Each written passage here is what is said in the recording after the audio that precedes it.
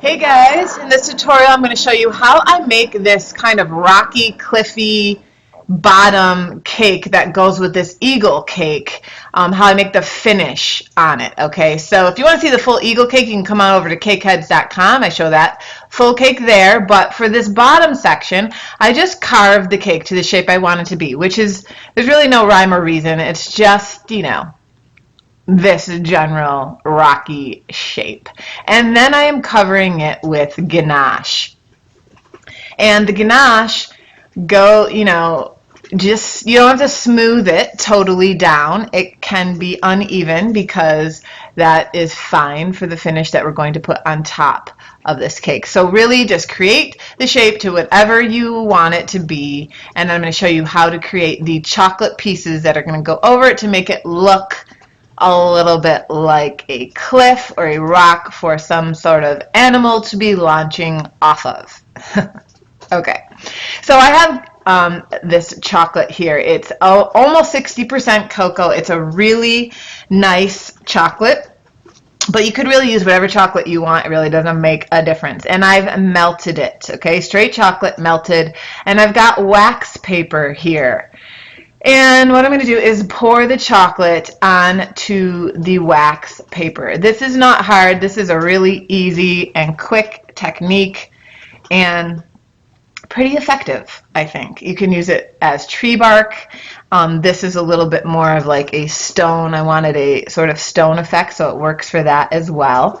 But I am just using my spatula now after I've poured the chocolate onto the wax paper and spreading it all around. Don't get it all the way to the edge, or when we do the next step, it's going to get everywhere on you. And you know what chocolate is like when it gets everywhere. The worst. Okay, so now I've got another piece of wax paper and I am crinkling it all up because I don't really want smooth sections. I want them to be a little rocky. Yeah, that's the word I'm using. So, and I'm going to pat it down here. Okay. Again, that's why you don't want the chocolate all the way to the sides, because now we're going to roll it on up. If you got too much chocolate, it's going to squirt out on you. But roll it and then put it on a pan and stick it in your freezer until it hardens.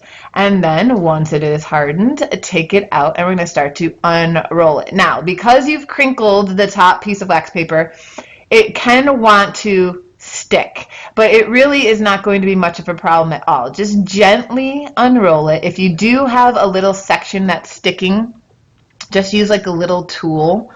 You'll see me use one right here just to kind of help pull it apart, and it will unroll for you. And then you're going to pull the top piece off, gently removing your sections. I wanted nice long pieces because of my nice long tall rocky cliff, and you get that because of the crinkled what's it called, wax paper, you get like a little bit of a rocky look on the top of it. And then to add it to your cake, super quick and easy, I'm just using ganache because I already have ganache in my cake. It works out really well.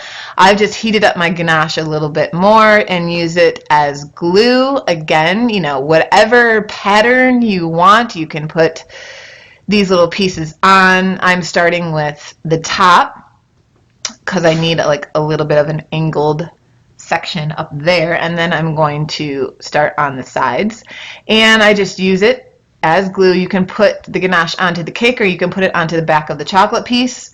The chocolate is actually, once it starts to warm up, it gets a little bendy, which is actually kind of nice. It doesn't crack as easily on you. I'm lining them up next to each other, but the edges are, rocky, which is great for me.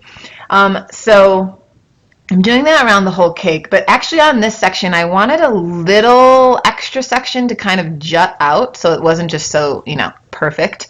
And so I just kind of created that with little pieces, like a little protruding section of the cliff, if you will. I don't want it all to be super uniform, so I have some pieces that are a little bit at a slant, at an angle.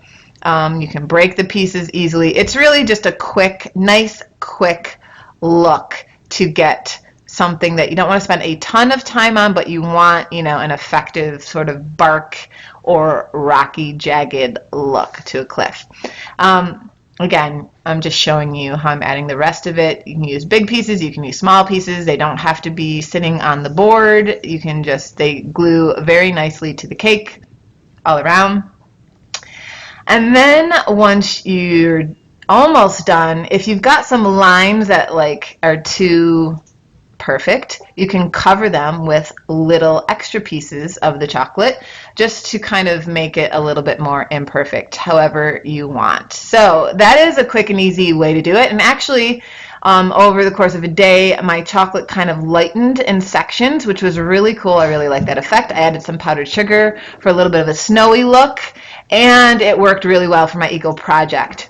If you want to see how I made the full Eagle project, again, come on over to cakeheads.com. We have an amazing family of cake artists over there that hang out and help teach each other, and there's a whole bank of tutorials of all different kinds of cake projects, and cake masters from all over the world have come to teach us the craft, and we really just enjoy hanging out in the community group on Cakehead. So come and be a part of our family over there and learn the art of cake decorating online. All right, see you later.